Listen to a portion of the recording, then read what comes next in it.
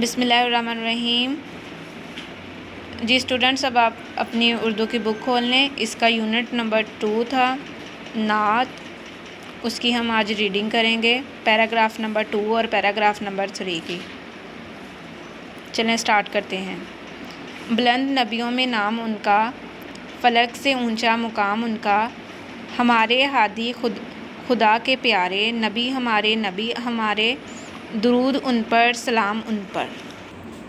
جی students, اس شعر میں شاعر نے کہا ہے کہ ہمارے پیارے نبی جو ہیں ان کا درجہ جو ہے وہ بڑے بڑے انبیاء میں شامل ہے۔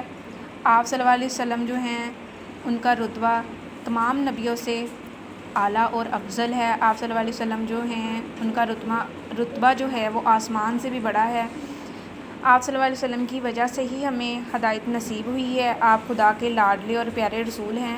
آپ صلی اللہ علیہ وسلم کی ذات پر لاکھوں کروڑوں درود و سلام۔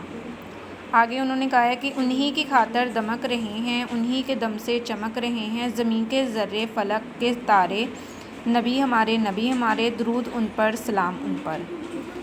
جی اس شعر میں شاعر کہتا ہے کہ ہمارے پیارے نبی صلی اللہ علیہ وسلم کی ذات جو ہے، آپ صلی اللہ علیہ وسلم کی ذات کی وجہ سے ہی ہماری ذات ہے۔ آپ ہی کی ذات کی بدولت زمین کے ذرے، آسمان کے تارے سب چمک رہے ہیں۔ ہمارے نبی صلی اللہ علیہ وسلم پر لاکھوں کروڑوں درود و سلام۔ جی اسٹوڈنٹ، اس کی آپ نے ریڈنگ اچھے سے کر لینی ہے۔ مشکل الفاظ جو ہیں وہ میں نے ہائی لائٹ کر دیے ہیں، ان کو بھی دیکھ لیجیے گا، ایز اے ڈکٹیشن آ سکتے ہیں۔